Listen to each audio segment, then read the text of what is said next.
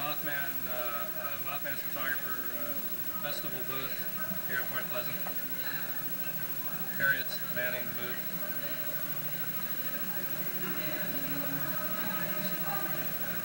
Got your Mothman t-shirts.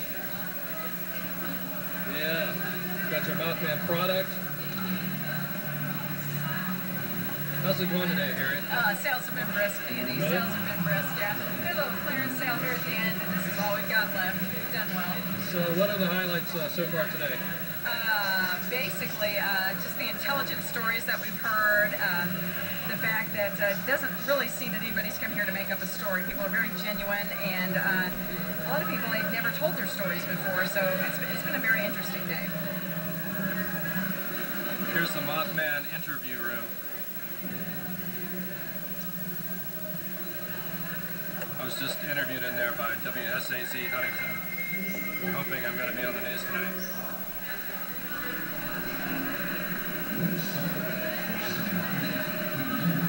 Today, the town of Point Pleasant, West Virginia, celebrated their local legend.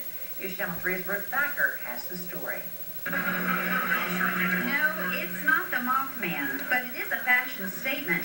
From shirts to DVDs, Mothman fans are in the right place. Take Deborah DeBow. She originally came to Point Pleasant just passing through, but she knew she had to come back. Before I knew anyone else, I came for the Mothman, and I intend to stay here for him too. Mothman is really unique for Point Pleasant because a lot of people come for Mothman, but at the same time they'll go to the Farm Museum and the River Museum, the Twin Dewey Park, Silver Bridge Memorial, and that's what we want to do. At the Mothman Festival, you can buy Mothman souvenirs. Meet John Keel, the author of the Mothman Prophecies. That's the book that spun off to the recent movie starring Richard Gere and News Channel 3's own Susan Nicholas and Doug Corsangi. You can even give your Mothman testimonial. And I saw a shadowy form that looked like Mothman. Andy Colvin, originally of Charleston, is making a documentary recording eyewitnesses and the history of the Mothman. Well, the thing that I've been focusing on is what has happened to them since they've seen the Mothman. And that's where you see the similarities. And just today, the town of Point Pleasant erected this statue. So after this year's festival, believers and skeptics alike will be able to catch Mothman for themselves in downtown. Brooke Thacker, WSAZ News Channel 3, Point Pleasant.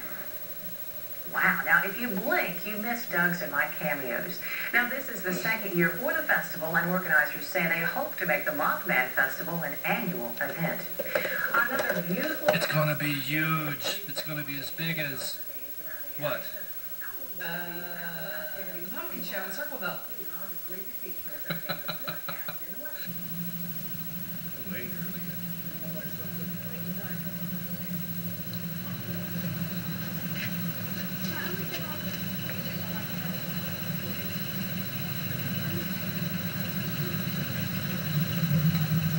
Want to buy it?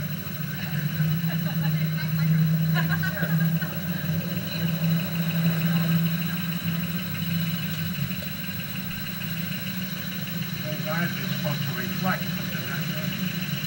Found a light over here in the middle of the street. Well, they got a searchlight up there. Just lighting their figure. Maybe it's just because it's not dark. Not ready for me. It's pretty good. It's looking pretty scary. What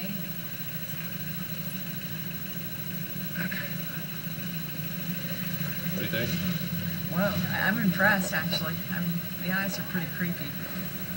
It's supposed to reflect. Yeah, I was looking at them close today. The eyes. Here we are at the Iron Gates, and we're going to get we are getting the Mothman special.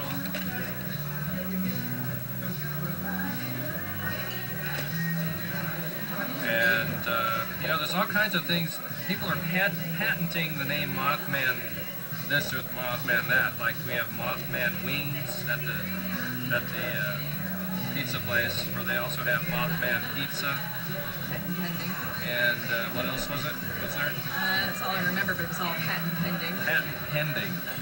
And I wrote a book about my experiences, and the editors took it and cut it in half. They threw out half of it. And then the publisher, who was determined she was going to make me famous, she dropped dead on me, the famous publisher. Yeah.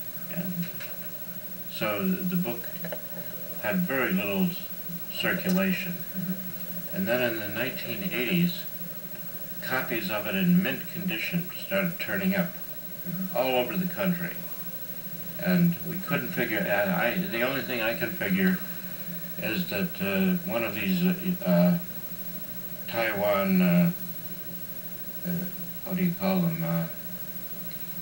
Presses Yeah, you know, they fake records and all.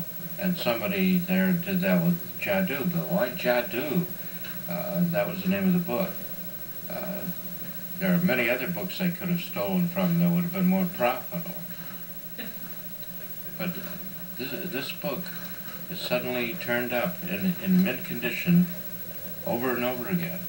Somebody, it may be possible that somebody had several cartons of it hidden away, but they changed the publisher after the lady dropped dead.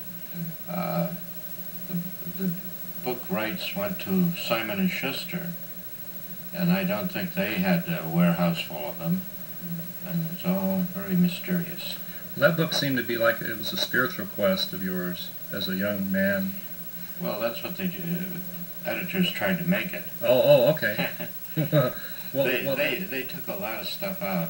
They especially took out my mind-bending, profound philosophy that was in there. What was that?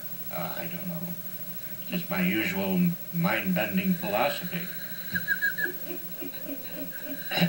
When people try to get me involved in philosophical discussions, they end up nowhere. Okay. I really, I've gone through all that so many years ago, and now it's, I'm just concerned with keeping the planet Earth going. I don't think we have much of a future here. I think it's time for us to build a rocket and go to Mars or something. Do you think that there's something to these stories about the end, the 2012 being the end of the Mayan calendar and the other calendars, and that we're at a turning point? Well, they've predicted the end of the Earth every few years for all my life.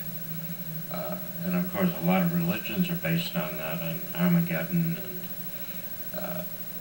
and it always seems like we're right on the edge of extinction, and we keep going. All the things that are happening in the Middle East now are reasonably outlined in the Bible, and people who read the Bible carefully get scared to death that these things are coming to pass.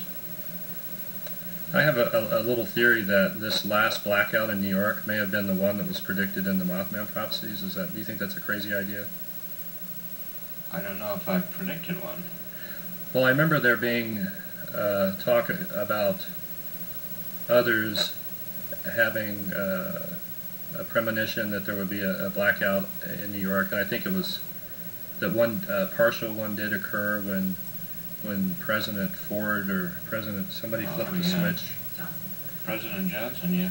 He was having a high-level meeting with the Russians in Glassboro, New Jersey. I remember that.